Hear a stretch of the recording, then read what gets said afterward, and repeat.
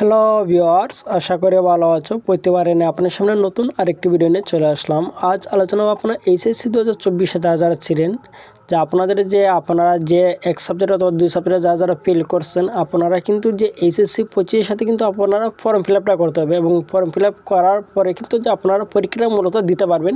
যে আপনারা অবশ্যই জানেন, অনেকে হয়তো জানেন যে আপনাদের যে ফর্ম ফিল আপের যে তারিখটা সেটা কিন্তু প্রকাশিত হয়ে গেছে এবং যে ফর্ম ফিল আপে যে আপনাদের এখন কত ফি দিতে হবে আজ কিন্তু এ টু জেড আলোচনা করব। অনেকে কিন্তু আমাকে প্রশ্ন করছে, এটা কিন্তু আমি একটা ভিডিও ক্রিয়েট করেছিলাম যে আপনার এইচএসসি 25 যে ফর্ম ফিল আপের নোটিশটা এখন প্রকাশিত হয়েছে 2 দিন আগে, তো কিন্তু আমি একটা ভিডিও ক্রিয়েট করেছিলাম। তো অনেকে এইচএসসি 24 যারা আসলো তারা বলছিল ভাই এইচএসসি 25 তাদেরকে ফি তাদের সমান কি ফিকে আমাদেরকে দিতে হবে নাকি আমাদেরকে কিছু কমবে। ঠিক আছে, আপনারা এইচএসসি 2024 যারা আছেন যে আপনাদের বেলায় কিন্তু যে ফি কিন্তু কমবে। ঠিক আছে, যে টাকার পরিমাণ কিন্তু কমবে। আজ কিন্তু এই নিয়ে আলোচনা করবো, তার জন্য ভিডিওটি সম্পূর্ণ দেখবেন, কোনো স্কিপ করবেন না। তার আগে বলি না, আপনি যদি এই চ্যানেল নতুন হয়ে থাকেন তার আপনার সাথে রিকোয়েস্ট থাকবে যে এই ধরনের নিত্য নতুন অল এডুকেশন আপডেট সবার আগে পাওয়ার জন্য অবশ্যই চ্যানেলটি সাবস্ক্রাইব করে পাশে রাখবেন, কারণ আপনার লাইক এবং সাবস্ক্রাইবের কারণে কিন্তু আমাদের নতুন আরেকটা ভিডিও তৈরি করার অনুপ্রেরণা সৃষ্টি করে। আপনার এইচএসসি 24 হোক বা 25 হোক, যে আপনাদের যে ফর্ম ফিল আপের যে ফিটা সেটা কিন্তু আপনি যে কলেজে পড়েন সেই কলেজে কিন্তু আপনাকে জানিয়ে দেওয়া হয় যে মনে করেন যে 2200 টাকা আনতে হবে, 2500 আনতে হবে, 3000 টাকা আপনাদের ফি লাগবে। হয়তো আপনারা এই টাকাটা দিলেন, টাকা দেওয়ার পর হয়তো আপনাদের কোনো কাজ থাকে না। ঠিক আছে, কিন্তু তাদের ফিটা নেয় 3000 হোক বা 2000 হোক বা 2200 হোক, যে টাকা তারা ফি নেয়, ফির কিন্তু একটা সিস্টেম আছে। মানে আপনাদের কিন্তু জানতে হবে যে আপনি ফিটা যে 2200 বা 3000 টাকা কেন দিচ্ছেন, কীভাবে তারা নিচ্ছে। ঠিক আছে, আজকে কিন্তু এ টু জেড এই ভিডিওতে আলোচনা করব। আপনারা এইচএসসি 24 যারা এক সাবজেক্ট অথবা দুই সাবজেক্টের জন্য যারা ফর্ম ফিল আপটা করবেন তাদের ক্ষেত্রে কিন্তু ফি কিন্তু কমবে। ঠিক আছে, আজকে আলোচনা করবো, তাদের ভিডিওটি সম্পূর্ণ দেখবেন।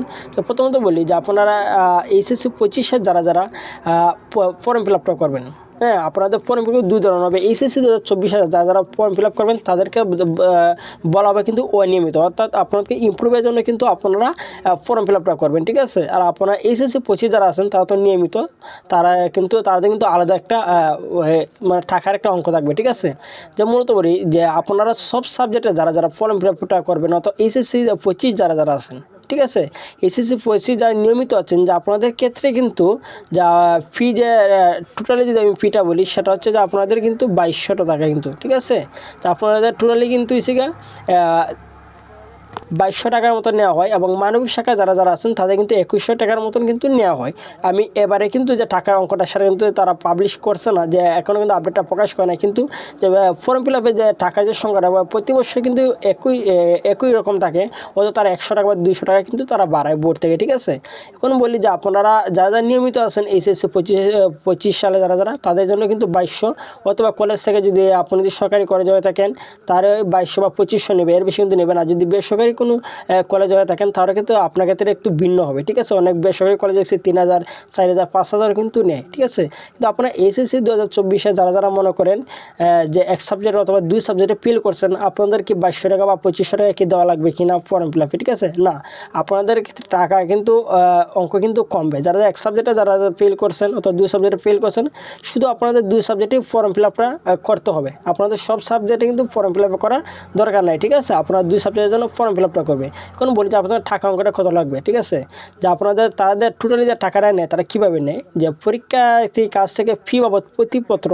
মনে করেন আপনি যদি একটি মনে করেন বাংলা প্রথম পত্রে যদি আপনি ফিল করে থাকেন তাহলে কিন্তু সেই পত্র ফি নেবে তারা কিন্তু 110 টাকা কিন্তু। ঠিক আছে, যে পরীক্ষার্থীদের কাছ থেকে ফি বাবদ প্রতিপত্র 110 টাকা, এবং আপনাদের যদি ব্যবহারিক কোনো পরীক্ষা থাকে সে ব্যবহারিকে কিন্তু পত্র প্রতি নেবে কিন্তু 25 টাকা, এবং আপনাদের যে পাশ করার পরে যে তারা একা মার্কশিট দেবে, যে একাডেমিক ট্রান্সক্রিপ্ট, সেটা বাবদ কিন্তু নেবে তারা 50 টাকা, এবং যে একটা সনদ দেওয়া হবে, হ্যাঁ, প্রায় 1 বছর পর কিন্তু আপনাদের মূল যে সনদটা দেওয়া বোর্ড থেকে সেটা বাবদ নেবে কিন্তু তারা 100 টাকা। ঠিক আছে, এবং বয়েজ স্কাউট এবং গার্ল স্কাউট ফি বাবদ নেবে 15 টাকা, এবং জাতীয় শিক্ষা সপ্তাহ ফি বাবদ পরীক্ষার্থীর প্রতি কিন্তু 5 টাকা নেওয়া হবে। ঠিক আছে, এখানে যদি আমি হিসাব করি যে আপনি যদি যে কোনো একটা সাবজেক্টে যদি মনে করেন ফেল করেন, ঠিক আছে, এক সাবজেক্টে যদি আপনি ফেল করেন তাহলে আপনার হচ্ছে বড় সর্বোচ্চ যে তারা টাকাটা নেবে সেটা হচ্ছে মনে করেন আপনাদের কিন্তু 300 টাকার মতন কিন্তু তারা খরচ আছে। ঠিক আছে, আপনি যদি এক সাবজেক্টে ফেল করেন তার কিন্তু 300 টাকার মতন কিন্তু তাদের